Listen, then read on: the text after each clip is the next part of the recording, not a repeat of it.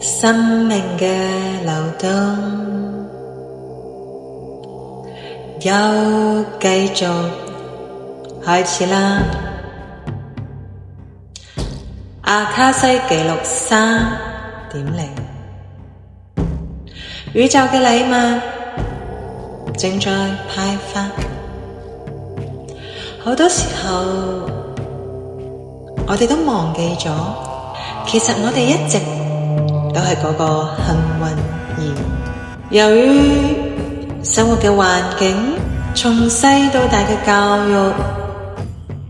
過去生命所接觸到嘅記憶，導致我哋忘記咗，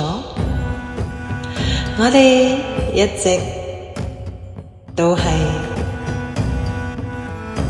恩賜。我哋每個人一直都係嗰一個幸運兒，幸運地嚟到地球體驗一切。人類同其他星球，其中有一樣好大嘅區別，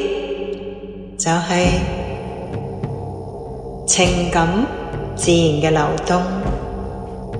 可能好多嘅靈魂都聽過，有一啲嘅星球對地球嘅資源一直都好想獲得，亦都有啲靈魂聽過唔同嘅星球不斷咁改造 DNA， 以便接近人類嘅 DNA， 嚟到人類嘅地球當中學習。人類情感嘅流動係非常之珍貴嘅寶藏，然而各方嘅勢力亦都利用呢一個寶藏，為我哋情感上注入咗大量不幸、痛苦、悲劇、憤怒、控制等等嘅情感流動，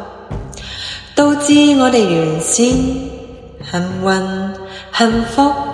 快樂、開心嘅呢啲元素失衡。然而我哋一直都係一個幸運兒，受到恩賜，成為人類去體驗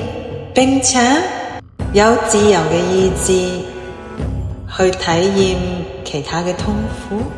縱使造物主，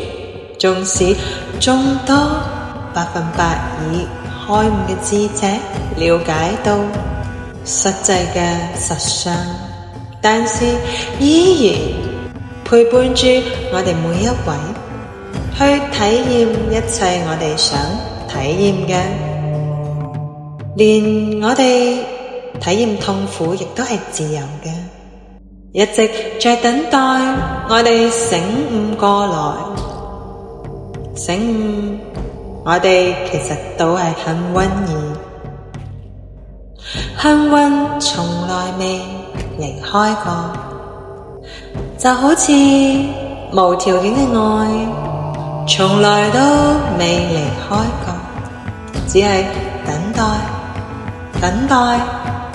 我哋重新選擇憶起你是誰。